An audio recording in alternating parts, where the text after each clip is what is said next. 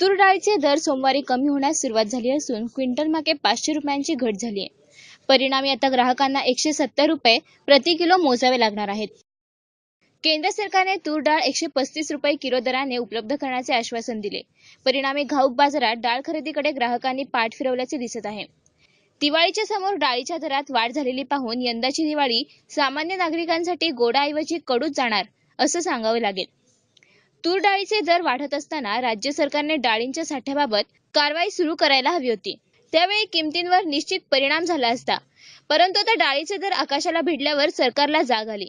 अच्छे दिन आएंगे म्हणणाऱ्या आपल्या सरकारने जर असं केलं तर खरंच अच्छे दिन येतील का हो, हा प्रश्न पडलाय.